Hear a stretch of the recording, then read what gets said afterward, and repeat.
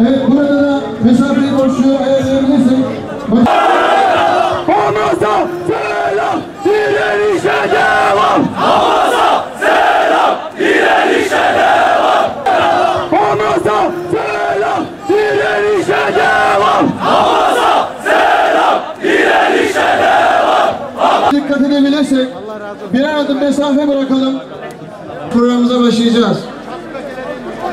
Evet, çatıdaki kardeşlerimiz lütfen sizler de aşağı inebilir misiniz?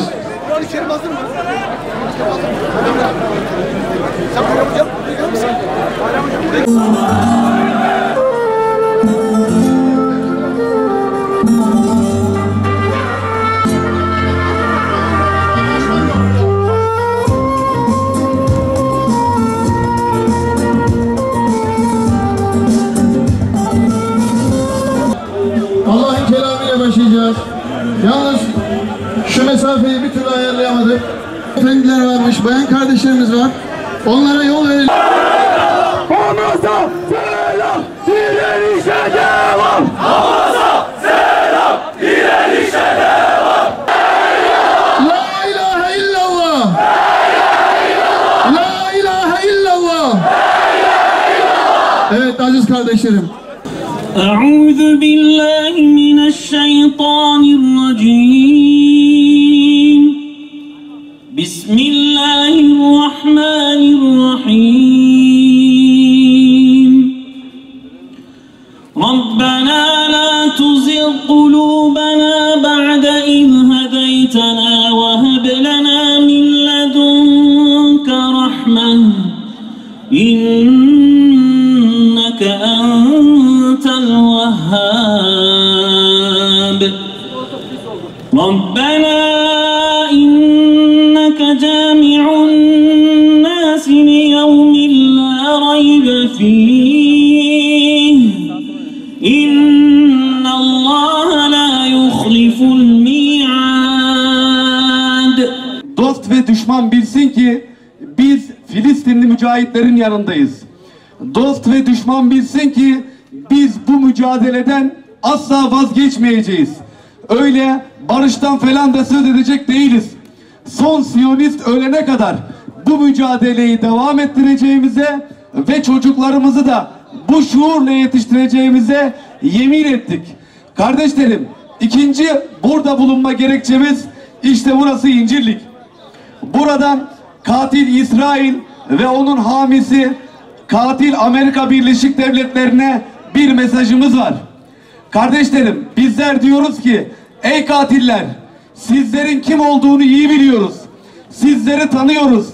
İslam aleminin bağrına saplanmış bu paslı hançeri buradan söküp atabilmek için elimizden ne geliyorsa hayatımızın sonuna kadar bu mücadeleden, bu tavırlardan vazgeçmeyeceğiz. Burası kapanacak. En az Amerikan ve İsrail uçaklarına uçuşlar kapatılacak. Bizler buradan sadece İslam Barış Gücü askerlerinin uçaklarının kalktığı günü görmek istiyoruz. Kardeşlerim, sadece burası da değil. Malatya'daki Kürecik radar üssü aynı şekilde tamamen bu katillerden arındırılmasını istiyoruz. Ve diğer NATO üslerinin tamamı bu topraklardan, İslam topraklarından defolup gitmediği sürece bu mücadeleyi devam edeceğiz ve Allah'a yemin olsun ki evlatlarımızı da bu kini aynı diri tutacak şekilde yetiştireceğiz. Bir ruh, bir dem, nefsi teyaksa. Bu direniş bir uyanışın sebebi olacak Allah'ın izniyle. O yüzden o bir anlamda şehitlerimizin, semavi nizamın özellikle tuğlaları ve harçları olacak Allah'ın izniyle. Şeyh Ahmet Yasin şunu söylüyordu. Diyordu ki bizler direndik, kaçmadık, ileri gittik. Bizlerden beyaz bayrak çekmemizi beklemeyin. Bizlerden susmamızı beklemeyin. Bu uğurda çocuklarımız ölecek. Bu uğurda yaşlılarımız ölecek. Kadınlarımız ölecek. Biz bu sus pus olmuş ümmete bunları yakıt yapacağız. Ama şunu unutmasınlar ki bizler direneceğiz ve bu uğurda öleceğiz. Tekbir! Tekbir! Tekbir! Filistin'de Mescid-i Aksa'da aranan İslam'ı arayan, yani bedenini arayan ruhtur. Bu ruhun bedenle birleşmesini istemeyen batılı kafirler şunu çok iyi biliyor. Eğer coğrafyalarımızda bu beden bu ruhla birleştirdiği takdirde kainata hükmedecek, Cenab-ı Allah'ın istemiş olduğu o semavi nizamı kuracağını çok iyi biliyorlar. Bundan dolayı ne zaman yeryüzünde bir diriliş olsa, bir ayaklanma olsa hemen bastırıyorlar. Biz şunu biliyoruz ki Batı'nın yapmış olduğu bu zulümler ilk değil. Biz bunu Irak'ta gördük. Fransa'nın yaptığı zulümleri biz bir anlamda Cezayir'de gördük, Suriye'de gördük ve Filistin'de gördük.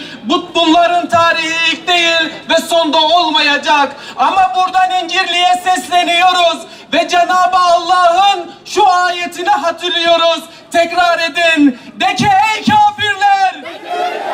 De ki ey kafirler! De ki ey kafirler! Yenileceksiniz! Yenileceksiniz! Yenileceksiniz! Ve cehenneme sürüleceksiniz! Ve cehenneme sürüleceksiniz! Ve cehenneme sürüleceksiniz! İnne mev'adahumus subhu eleyse subhu bi garib. Onlara gelecek azap sabahtır. Sabahta yakın değil midir? Kudüs sevdalısı kardeşlerim, hoş geldiniz, safalar getirdiniz.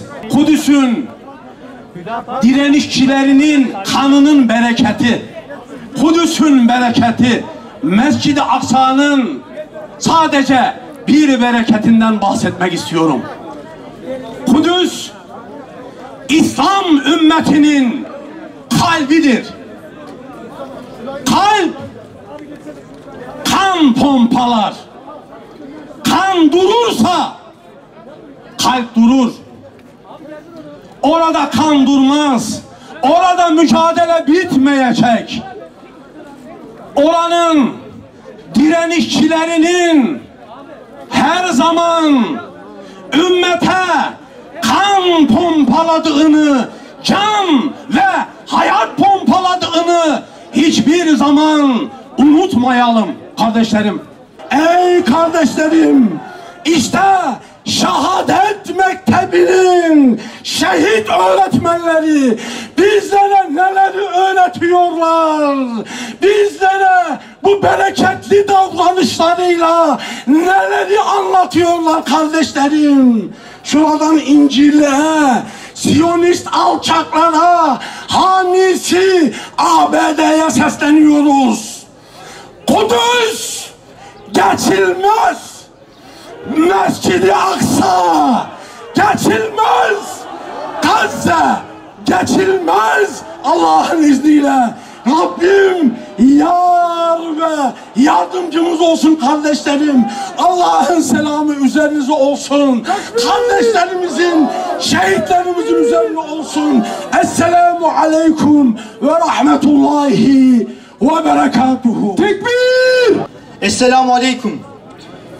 Kıymetli hazirun, bugün burada coğrafyamızda birçok zulümde payı olan İncirlik üssünün önünde Filistin halkını yalnız bırakmamak için, Kudüs'e sahip çıkmak için, Türkiye'nin ve dünyanın gözü önünde olup biten zulmü gözler önüne bir daha sermek için bir araya gelmiş bulunmaktayız. Hepimizin malumu, Mescid-i Aksa'ya yapılan bu zulüm ilk değildir. Ancak son olması için elimizden gelen her şeyi yapmakla mükellefiz. Siyonist İsrail'in zulmünü bitirmek sadece Filistin'de, Mescid-i Aksa'da direnen Müslümanların değil, dünya üzerinde 2 milyar Müslümanın görevidir. Bu zulüm 2 milyar Müslümanın izzetine, haysiyetine yapılmaktadır. Burada bizim yaptığımız gibi dünyanın her yerinde Müslümanlar ve duyarlı insanlar İsrail'in yaptığı bu zulme karşı tepkilerini göstermektedir. Biz buradan Siyonist İsrail'e sesleniyoruz. Siz işgal edilmiş Filistin topraklarını Müslümanlar için cehenneme çevirerek asla İsrail için bir cennet oluşturamazsınız. İşgal ebediyen süremez. Zulüm ebediyen süremez. İsrail, ABD'nin desteğiyle Filistin topraklarındaki işgalini ilelebet sürdüreceğini sanıyor. İslam dünyasının içinde bulunduğu dağılmışlığın, acziyetin bedeli Filistin'in kanayan yarasıdır. Bu mesele maalesef sadece duygusal bir haykırış ile geçirildi yıllarca. Ancak bilinmelidir ki acı ve öfke sadece insani bir tavırdır.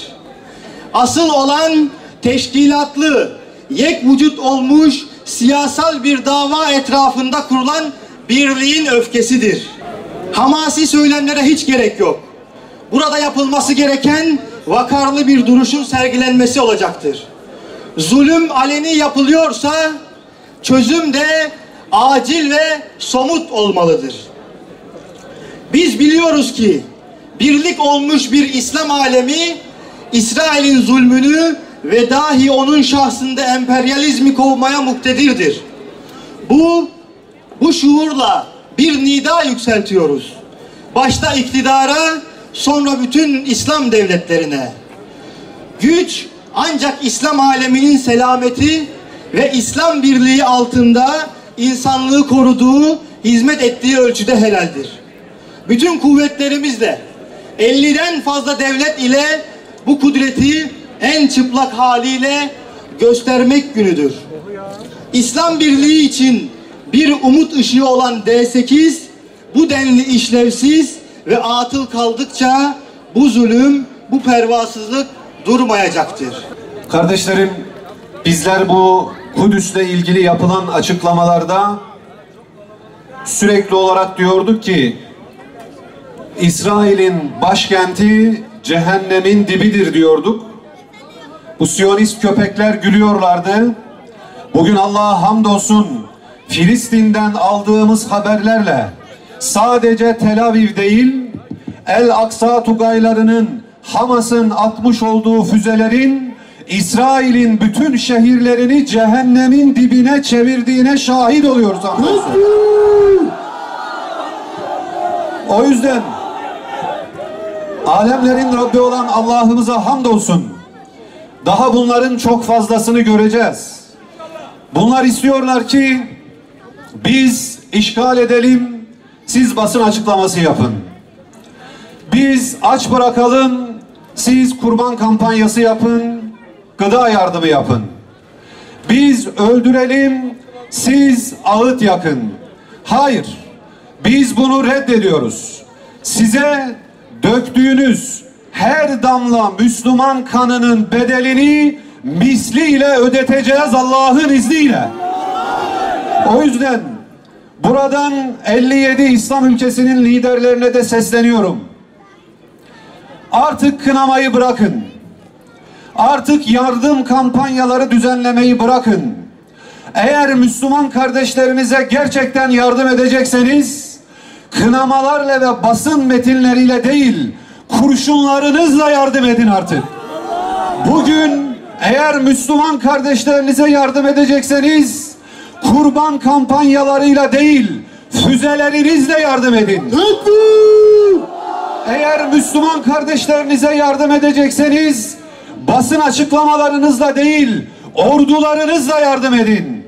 Yok eğer bunu yapmayacaksanız kaldırın bütün tel örgüleri, açın bütün sınırları, bize sadece bir gün verin ve görün ki bu ümmetin gençleri İsrail'i nasıl haritadan siliyor, o zaman görün. Ey İslam ülkelerinin idarecileri, bu İsrail'le normalleşmek için hepiniz sıraya girdiniz. Ne değişti? Müslüman öldürmekten vaz mı geçtiler? Gazze'yi bombalamaktan vaz mı geçtiler? Hayır, vazgeçmediler ve geçmeyecekler. O halde diyoruz ki yıkılsın tüm dengeler. Reel politiğinde canı cehenneme, yaşasın İslam Birliği diyoruz. Esselamu Aleyküm ve Rahmetullah. Meclisin açılmasını talep ediyoruz. İsrail aleyhine kararlar alınsın ve İsrail kendisini şımarık çocuklar gibi istediğini yapacak. Vay efendim, kimse ses çıkarmayacak zannetmesin. Dizini kırsın, oturduğu yerde otursun. Bugün özellikle siyasi partiler olarak farklılıklarımızı bir kenara bırakalım. İşte burada nasıl ki farklı görüşten sivil toplum kuruluşları bir araya geldiyse, siyasi partiler de görüş farklılığını bir kenara bırakmalı ve bir Kudüs ittifakı oluşturmalıdır. Ve buradan bütün siyasi partileri özellikle bu süreçte Kudüs merkezli bir Kudüs ittifakı kurmaya davet ediyorum. İktidar ya İsrail'le ilişkilerini koparacak ya da günlerdir meydanlarda nöbet tutan Anadolu insanımızla, Türkiye halkıyla ilişkileri kopacak. Terör örgütü zavallı İsrail'e sesleniyorum. Ey İsrail, siz Allah'la savaşıyorsunuz. Allah'la savaşanın kazanacağı yer Filistin değil, cehennemin dibidir Allah'ın izniyle. Türkiye'deki üslerinizle, küreciğinizle, incirliğinizle, uçaklarınızla ve uşaklarınızla yenileceksiniz. Allah'a yemin olsun ki, Allah'a yemin olsun ki, Allah'a yemin olsun ki yenileceksiniz ve cehenneme sürüleceksiniz. Esselamu Aleyküm. Bugün biz burada Mescid-i Aksa için, Kudüs için, Filistin davası için, ilk kıblegahımız için toplanmış bulunuyoruz. Hem toplanma manamız çok önemli, hem de toplandığımız yer çok önemli. Biz Adana'mızın herhangi bir meydanında da toplanabilirdik. Ancak biz 1950'lerden beri buradan kalkan uçaklarla birlikte Orta Doğu'da, Filistin'de ve birçok İslam beldesinde buradan kalkan uçaklarla oraları bombalayan Siyonist İsrail'in uşağı olan Amerika'nın üssünü de buradan kaldırmanın gayreti içerisinde olduğumuzu göstermek için İncirlik'te toplanmış bulunuyoruz. Bakın kıymetli kardeşlerim, burasının ne olduğunu 15 Temmuz'da hatırladınız. Burası ülkemizi yok etmek için askerimizi, polisimizi, yaşadığımız bütün beldeleri tarumar etmek için FETÖ yapısıyla birlikte organizeli bir şekilde buradan kalkan uçaklar Ankara'da ve İstanbul'daki uçaklara nakil ikmali yapan Amerika'nın kontrolünde olan bir yerdir. İşte burası yine bu FETÖ yapısının yaptığı çalışmalarla birlikte ülkemize kasteden yapıların destekleri neticesinde ülkemizi tarumar etmek isteyen insanları buradan kaldırdıkları uçakla Amerika'ya ve çeşitli bölgelere kaçıran yerin adresidir İncirlik. O açıdan ey ABD, ey Siyonist yapılar, bizim İncirlik'le problemimiz var. Burası bir an önce kaldırana kadar mücadelemiz devam edecek. Mescid-i Aksa meselesi bizim için herhangi bir mesele değildir. Şimdi bazı sözde gazeteciler, televizyon programcılar diyorlar ki ya size ne Filistin'den? Orada bir topluluk var, orada Araplar var, sizi niçin bu kadar ilgilendiriyor diyorlar. Şimdi ben de onlara buradan sesleniyorum. Filistin meselesine sahip çıkmak, Kudüs davasına sahip çıkmak bizim şahsımızın vereceği bir karar değil. Yani ben böyle düşünüyorum, buna göre hareket ediyorum diyeceğimiz bir konu değil. Çünkü Filistin, çünkü Kudüs bizim için iman meselesidir.